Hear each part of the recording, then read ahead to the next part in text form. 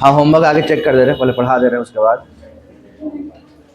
कल के क्लास में आप लोग पढ़े क्या, भारत की नदी, वो भी कहाँ गई, दक्षिण भारत की नदियाँ या प्रायद्वीपीय नदियाँ, है ना।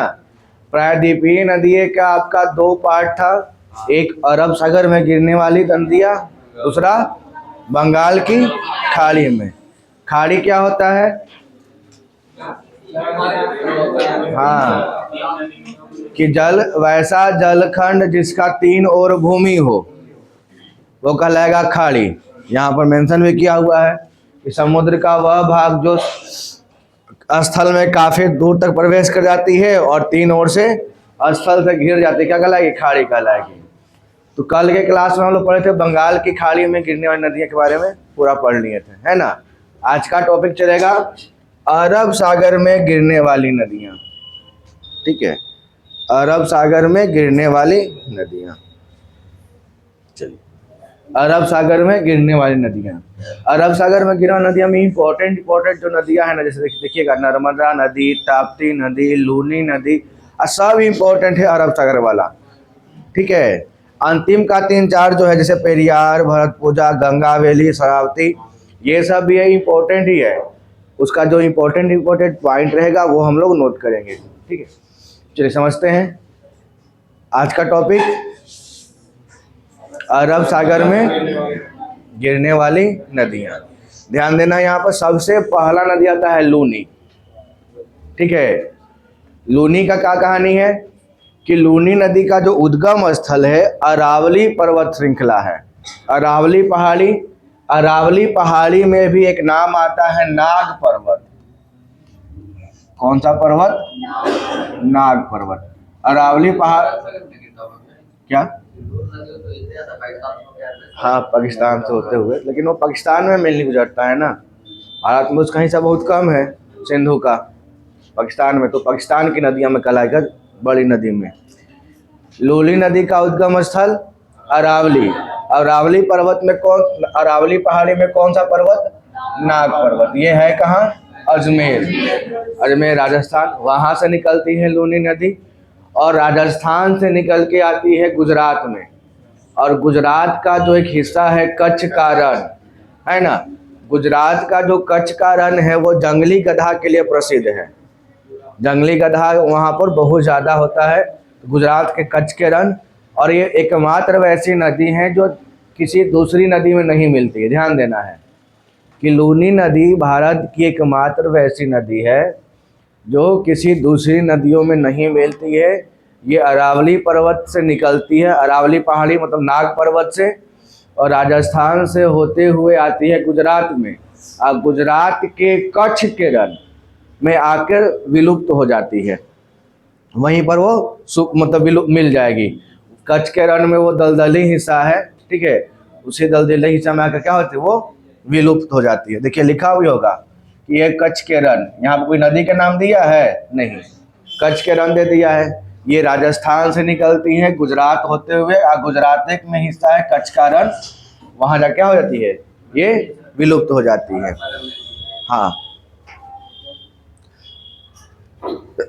सॉरी, अब क्या है, यह मरुस्थलीय क्षेत्र में बहने के कारण इसे मरुस्थलीय नदी भी कहते हैं। मरुस्थलीय क्षेत्र में बहता है इसलिए इसका नाम क्या पड़ गया, मरुस्थलीय नदी, या इसी का नाम लवण नदी भी है। एक नाम और नाम लिखते हैं लवण नदी, ठीक है। किसका नाम है, लूनी नदी का। तो यहाँ पर दो इम्पोर्टेंट पॉइंट हो गया, लूनी नदी कहाँ से निकलती है, कहाँ समाप्त होती है।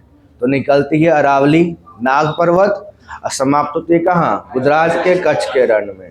इसका दो अन्य नाम भी आता है, मरुस्थलीय क्षेत्र में बहने के कारण इसका नाम आ गया लवण नदी और मरुस्थलीय नदी, ठीक है। ये किसका हो गया, लूनी का। ये यहाँ पर दिख रहा होगा लूनी नदी, ये जो है। उसके बाद दूसरा नदी कौन सा है, साबरमती। साबरमती इंपॉर्टेंट होता है क्योंकि आप लोग पढ़े होंगे कि गांधी जी के बारे में बोला था, साबरमती के संत तूने कर दिया कमाल, ये वाला बात है। तो साबरमती नदी है, साबरमती नदी के किनारे ही आश्रम ही बनवाए थे वो।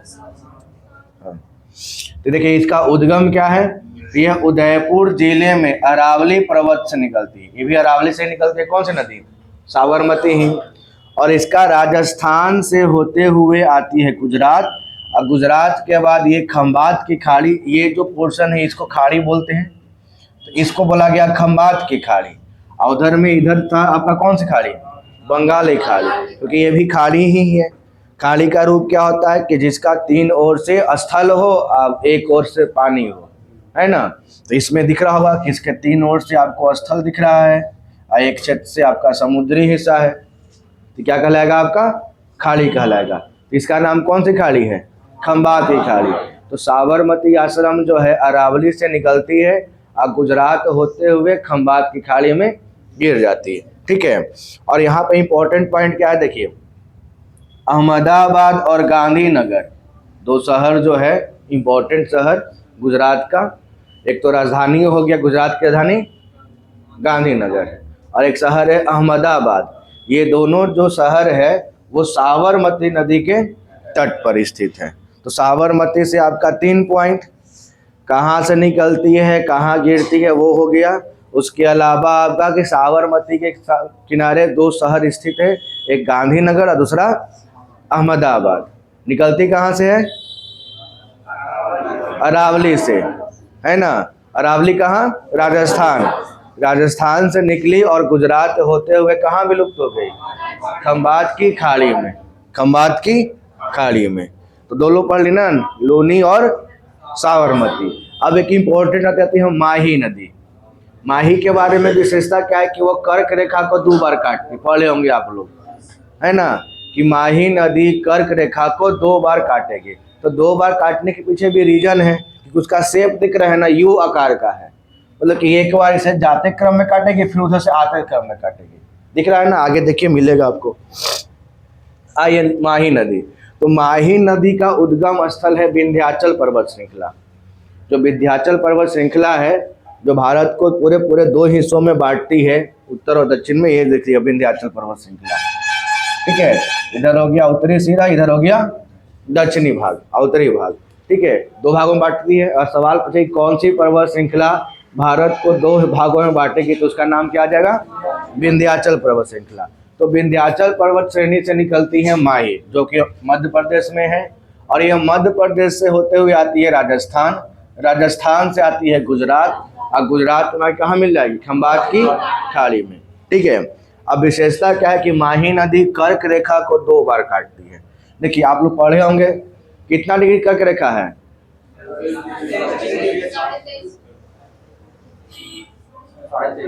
23.5 डिग्री उत्तरी अक्षांश, ध्यान देना है। 23.5 डिग्री उत्तरी अक्षांश में बोलते हैं कर्क रेखा। तो कर्क रेखा आपका यहाँ से गुजरता है। ठीक है, आप लोग कर देखे होंगे गुजरात कर्क रेखा से गुजरने वाले राज्यों में गुजरात भी आता है ना। तो वहां से गुजरते क्रम में क्या होता है कि माही नदी जो यहाँ बहती है, पहले यहाँ से निकलती है विंध्याचल पर्वत से, तो एक बार बहते हुए क्रम में एक बार काटेगी, है ना। और दोबारा जब ये यू शेप में होकर आती है गुजरात में, राजस्थान से निकल रही, सॉरी मध्य प्रदेश से निकल रही है, और मध्य प्रदेश से बहते हुए कहाँ जाती है? महाराष्ट्र। महाराष्ट्र के बाद कहाँ आएगी? गुजरात, है ना। तो एक बार जाए, सॉरी हाँ राजस्थान, मध्य प्रदेश से राजस्थान, राजस्थान से कहाँ आएगी? गुजरात, और गुजरात के बाद आई कहाँ पे? खंबात की खाड़ी में। तो जब ये मध्य प्रदेश से निकल के आती है राजस्थान, उसके बाद कहाँ? गुजरात। तो एक बार जाने क्रम में काटेगी और दूसरा जब रिटर्न हुआ तब काटेगी, आने क्रम में। तो ये माही नदी क्या है? कर्क रेखा को 2 बार, माही नदी जो है कर्क रेखा को कितने बार काटेगी? 2 बार, ध्यान देना है। एक और नदी आती है जो मकर रेखा को काटती है 2 बार, लिम्पोपो नदी, है ना। दोनों इंपॉर्टेंट कि लिम्पोपो नदी जो होती है वो मकर रेखा को 2 बार, और माही नदी जो है जो कर्क रेखा को 2 बार काटी है। लिम्पोपो भारत का नहीं है। ठीक है, चलिए आइए यहाँ पर नर्मदा नदी। तो इसका इंपॉर्टेंट पॉइंट क्या है ना कि आपको सुना कि रिफ्ट घाटी से बहने वाली नदियों में नर्मदा का भी नाम आता है ना। रिफ्ट घाटी क्या होता है? ज्वार नदमुख, मतलब ऐश्वरी इंग्लिश में बोलते हैं ना, ऐश्वरी, जिसका हिंदी क्या होता है? ज्वार नदमुख। ये क्या होता है? इस पूरे टर्म का समझिएगा अच्छे से। नर्मदा के बारे में क्या है कि नर्मदा नदी जो है अमरकंटक की पहाड़ी से निकलती है। अब बंगाल की खाड़ी में गिरने वाली नदियों में एक और नदी का नाम सुने होंगे जो अमरकंटक से निकलता है, सोन, है ना। सोन नदी अमरकंटक की पहाड़ी से निकलती है और यहाँ पटना में आकर मिलती है किसके पास? गंगा मिल जाती है सोन नदी। तो ये बहने वाली हो गई, पूर्व की ओर बहती है और जाके मिलती है किस में? बंगाल की खाड़ी में। लेकिन वही पर्वत श्रृंखला से, पर्वत श्रेणी से एक और नदी निकलती है, जिसका नाम क्या है? नर्मदा। और नर्मदा नदी जो है वो पश्चिम की ओर बहते हुए आती है और किस में मिलती है? अरब सागर में मिलती है। लेकिन इसमें कुछ कहानी है। देखिए नर्मदा नदी का, देखिए यहाँ पर उद्गम, ये नर्मदा नदी यही ना है। अब इसके दोनों क्षेत्र, दोनों साइड हमें पर्वत आपको दिख रहा होगा। एक आपका विंध्याचल पर्वत, दूसरा आपका सतपुड़ा पर्वत, और उसके बीच से ये बह रहा है। तो देखिए मध्य प्रदेश नहीं है ना अमरकंटक, तो मध्य प्रदेश से निकली महाराष्ट्र, महाराष्ट्र के बाद कहाँ? गुजरात, और जाके कहाँ मिल गई? खंबात की खाड़ी में। अब यहाँ पर विशेषता क्या है? देखिए नर्मदा नदी को मध्य प्रदेश की जीवन धारा कहा गया, नर्मदा नदी को। और इसी से आपका देखिए मध्य प्रदेश में एक झरना भी बनता है, कपिल धारा जलप्रपात या धुआंधार जलप्रपात, नाम सुने होंगे, धुआंधार जलप्रपात या कपिल धारा जलप्रपात। नर्मदा नदी से कहाँ पे? मध्य प्रदेश। वो उसके पानी बहाव का क्रम है कि ये जो है महाराष्ट्र में इसका 87% बहता है, इसीलिए इसको फिर 1.5% गुजरात में और 11.5% कहाँ? खंबात की खाड़ी में है। मध्य प्रदेश की जीवन धारा किसको बोला गया? नर्मदा को। यह नदी भ्रंश घाटी से होकर बहती है। अब यहाँ बच गया भ्रंश घाटी, है ना। अब भ्रंश घाटी क्या होता है, इस टर्म को समझना है। तो भ्रंश घाटी क्या होती है कि जब टेक्टोनिक प्लेट खिसकता है ना, तो उसमें बीच में क्या होता है? दरार पड़ जाती है, और उस दरार को ही बोला गया है भ्रंश घाटी। जैसे आप यहाँ पर इमेज में दिख रहा होगा, ये टेक्टोनिक प्लेट जो खिसका तो इसमें गड्ढा रूपी एक दरार पतला सा बन गया, है ना। इस पतला दरार को ही क्या बोला गया? भ्रंश घाटी या रिफ्ट वैली इंग्लिश में बोलते हैं। क्या बोलते हैं? Rift valley. अच्छा ये दोनों टर्म को हम समझा देते हैं। यहाँ पर और भी है, एक डेल्टा है, दूसरा एस्चुअरी है। एस्चुअरी का हिंदी होते हैं ज्वार नदमुख, इसका हिंदी होता है ज्वार नदमुख, ज्वार नदमुख। अब डेल्टा क्या होता है सुनिएगा, जब नदियाँ बहने के क्रम में समुद्र में मिलती हैं तो नदियाँ अपने साथ बहाई गए मिट्टियों को इकट्ठा कर देती है। जैसे यहाँ पर ये जमा कर रही है, ठीक है, और नदियों का जो ढाल होता है उस कम हो जाता है, ताकि उसका बहाव, पानी का बहाव धारा भी क्या हो? कम हो गया। तो अपने साथ बहा कर लाए गए मिट्टी उट्टी को तो कहीं ना कहीं जमा ही करेगा वो।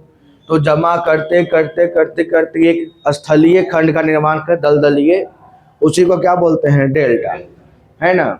और ज्वार नदमुख क्या होता है कि वैसा क्षेत्र या वैसा भाग जहाँ पर नदियों का पानी जो है समुद्र में मिलेगा, उस भाग को ही बोलते हैं ज्वार नदमुख। या ऐसे बोल सकते हैं कि नदियों का मीठा पानी समुद्र के खारे पानी से मिलेगा तो उसको क्या बोलेंगे? उस क्षेत्र को ज्वार नदमुख। जैसे देखिए जो भी नदियाँ बन मिलेगी ना समुद्र में जाके, तो वो जो हिस्सा बनेगा उसको क्या बोलेंगे? ज्वार नदमुख बोलेंगे।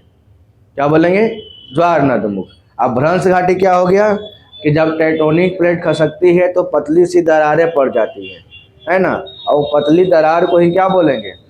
भ्रंश घाटी बोले। जैसे यहाँ पर दिखेगा कि ये दो प्लेट था, ऐसे खिसका तो एक पतला सा दरार बन गया, इसी को क्या बोला गया? भ्रंश घाटी बोला गया। तो तीनों को समझे आप लोग। डेल्टा क्या होता है, ये क्या बोलते हैं, ज्वार नदेश्वरी क्या होता है, और रिफ्ट वैली मतलब ज्वार, ये क्या बोलते हैं, भ्रंश घाटी क्या होता है। तीनों समझे? डेल्टा जो वहाँ पर आके जमा करते जाए करते करते एक दलदली हिस्सा बना देगा, डेल्टा कहलाएगा। जहाँ पर नदियाँ आके समुद्र में मिलेगी उसको क्या बोलेंगे? ज्वार नद, मतलब एस्चुअरी। अभ्रंश घाटी कि जब टेक्टोनिक प्लेट एक दूसरे से दूर होती है तो एक पतला दरारी हिस्सा बन जाता है, उस हिस्सा को क्या बोलते हैं? भ्रंश घाटी बोलते हैं। चलिए यहाँ पर देखिए, अब इसमें यह नदी भ्रंश घाटी से होकर बहती है, मतलब कि वो जो टेक्टोनिक प्लेट से खिसका जो पतला दरार बन गया उसी से यह नदी जो है सो बह रही है। और किसके किसके बीच बहती है? विंध्याचल और सतपुड़ा के। ज्वार नदी मुख का निर्माण करती है, लिखा है कि ज्वार नदी मुख का निर्माण करती है। ज्वार नदी मुख कि ये जो नदियां हैं बढ़ते क्रम में कहाँ मिलती है?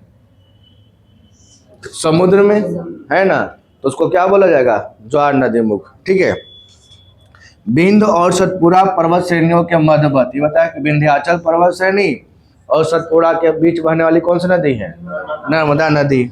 और क्या है? नर्मदा और सोन ऐसी तो नदियां हैं जो एक ही स्थान से तो निकलती है लेकिन एक दूसरे के क्या है? विपरीत दिशा में बहती है। यहाँ से निकलेगी सोन नदी और सोन नदी निकल के भी मिल जाए कहाँ पे? बंगाल के खाड़ी में। और निकली यहाँ से अमरकंटक नर्मदा, और नर्मदा कहाँ मिलती है? अरब सागर में। तो दोनों एक दूसरे क्या बह रही है? विपरीत बह रही है।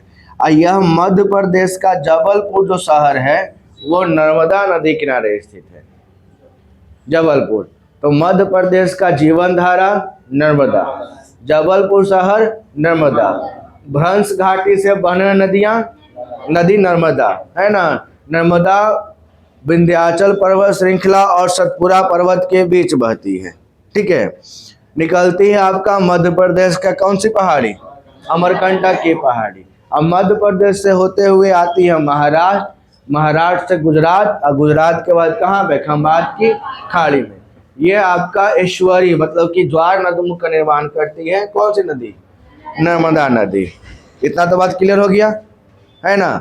मध्य प्रदेश की जीवन धारा नर्मदा नदी, जबलपुर शहर नर्मदा नदी तट पर। चलिए, नर्मदा के बाद आते हैं ताप, ये तो समझा दिए पूरा। इसके बाद आते हैं ताप्ती नदी।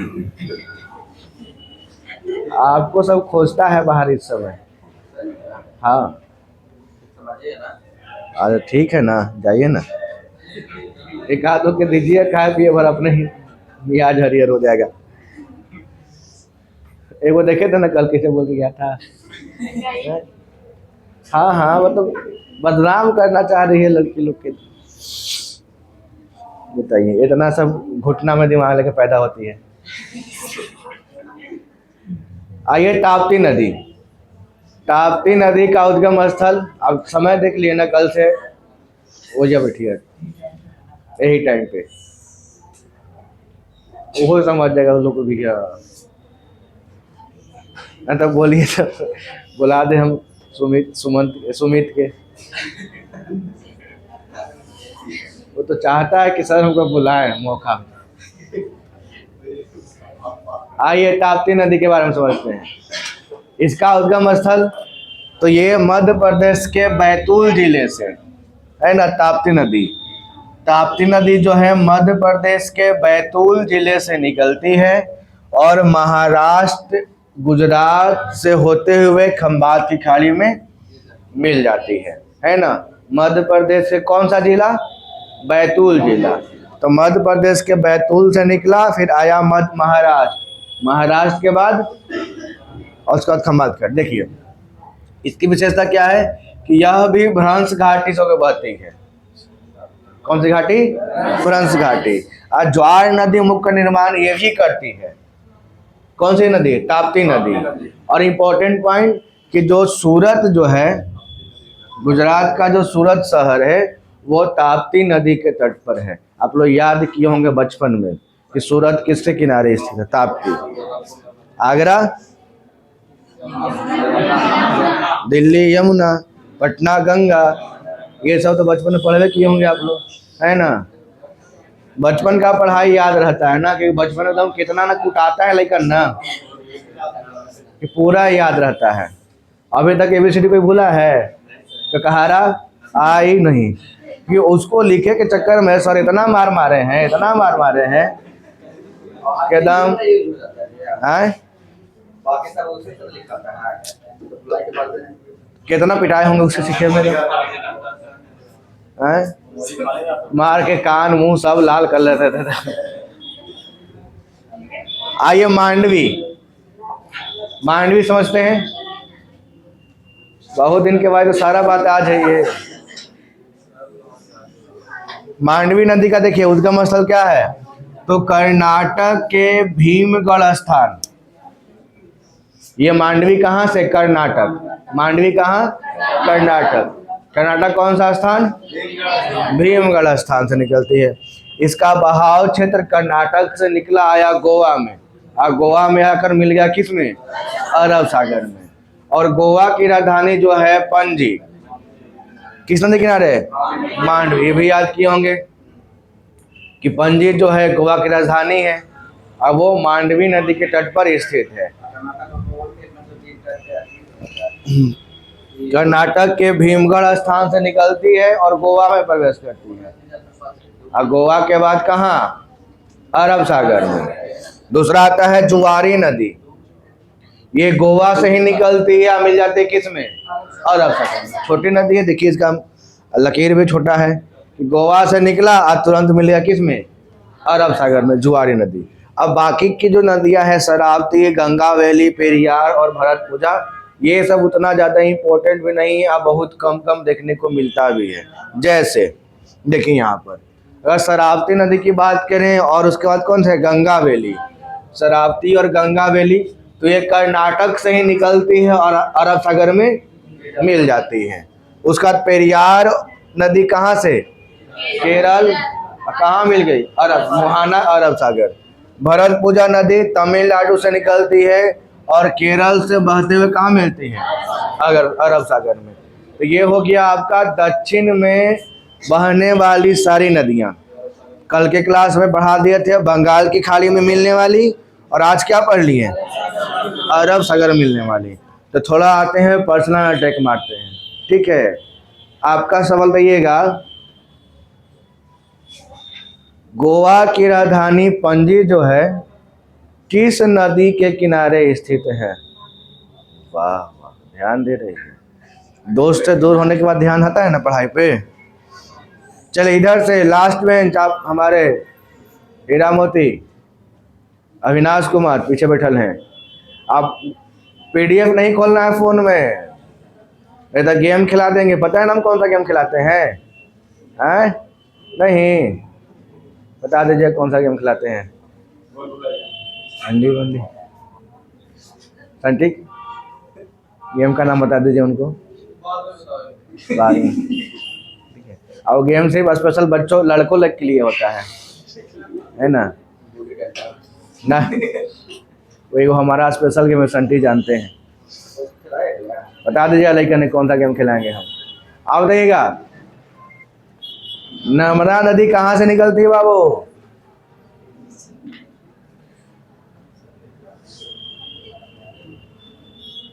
आए मटिहानी के पीछे से बोल दीजिए।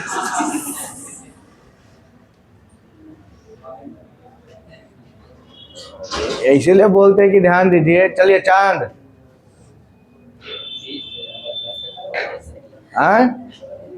अरब सागर से निकलवे करती है। धन्य है प्रभु, धन्य है। बल्कि अरब सागर से निकल के भारत में आएगी ना। गजब, वाह क्या तर्क है। ठंडा है और व्यवस्था न हो रहा है। चलिए आप भाई इधर, शशि कपूर, नर्मदा नदी कहाँ से निकलती है? मध्य प्रदेश से कौन सी पहाड़ी भूल गए हैं? हे प्रभु, हे हरिनाथ जगन्नाथम प्रेमानंद, क्या हुआ? क्या बोल रहे हैं जी? अमरकंटक बोल, बोलिए जोर से, क्या है? चलिए इधर से बताइएगा, महिला मंडली, कौन सी नदी जो है, पर्सनल अटैक ना बताइएगा आप, हाँ बीच में बैठल है, कौन सी नदी जो है कर्क रेखा को 2 बार काटेगी?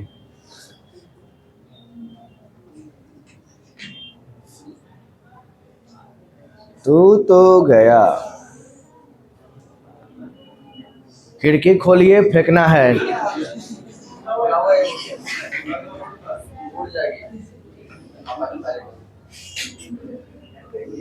बताइए तो, कितना अच्छा लग रहा है कि आप लोग नहीं बता रहे हैं। हाँ हाँ बोलिए, अरे लिख के बताइए, लिख के देखिए, बोलिए तो हम सुन जाएंगे। लिख के बताइए, इसे हाथ में लिखिए, इसे देखो, बोल दो देख के बोल दो। इतना बोलाहीन सब है ना। माही नदी नहीं बताए हैं तब? अरे तेरे के, हाँ माही नदी ये फिगर में दिख रहा है, कर्क रेखा को 2 बार काटेगी। चलिए लास्ट में इनसे बताइएगा, आप किनारे बैठल हैं, कौन सी नदी जो है मकर रेखा को 2 बार काटेगी? ये हम बोले हैं, इसमें नहीं है, बस बोले हैं। मकर रेखा को 2 बार काटे वाली नदी बताइएगा। नर्मदा? अरे भैया, नर्मदा कौने रेखा से बह रहा है? वो तो नर्मदा न कर्क रेखा को टच कर रहा है, न मकर रेखा को टच कर, तो पीछे पीछे जा रहा है बेचारे। तो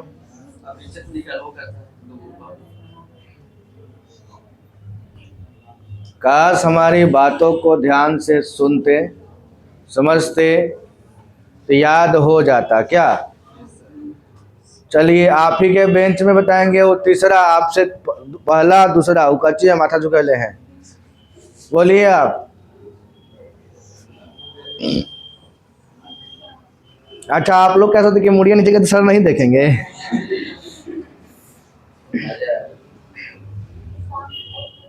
शाम को ये देखो नया नजरिया बना दी। सांगपो तो वही, सांगपो समझ रहे हैं किसका नाम है? वो पर्वत श्रृंखला है, ये माउंट एवरेस्ट का नेपाल में नाम है, लिम्पोपो। कौन सा? लिम्पोपो। तो सांगपोपो बता रही है, नया नाम। चलिए खैर इधर आइए, हम लोग इधर आते हैं, महिला देवता तो ले आते। बिट्टू को बताइएगा, कौन सी 2 नदियां जो है भ्रंश घाटी से बहती है? कौन सी 2 नदियां जो है भ्रंश घाटी से बहती है? नर्मदा और ताप्ती। फिगर तो वही है ना, इसमें नदी का नाम लिखा, बस देख के बता दीजिए फटाफट। सब तो यहाँ पर लिख ले हैं। चलिए इधर से आइए और सवाल आते हैं। हाँ शंभुनाथ, सवाल आपका है, वह बताइएगा, धुआंधार जलप्रपात जो है किस नदी पे बना है? मध्य प्रदेश में नदी है? मध्य प्रदेश में कौन सी नदी बहती है? नर्मदा नदी। धुआंधार को ही बोलते हैं, कपिल धारा भी बोला जाता है। चलो ठीक है, तो लगभग याद तो किए हैं सब लोग, ध्यान देके थोड़ा बहुत। इसको भी आप लोग अपने कॉपी में नोट कर लीजिएगा, है ना। आप फिगर के साथ नोट कीजिए तो ज़्यादा, जैसे मान लीजिए देखिए बार बार फिगर ना बना के एक ही बार इसको बना देंगे, इकट्ठे कहीं पर एक बार बना देंगे, और इसके बाद जो नदी का नाम है वो उसको हम लिख लेंगे। क्या ले लीजिए फोटो, PDF भेजा हुआ है, टेलीग्राम पे जाइएगा, सर्च कीजिएगा प्रायद्वीपीय नदी, आपको वहाँ पर तुरंत आ जाएगा। हाँ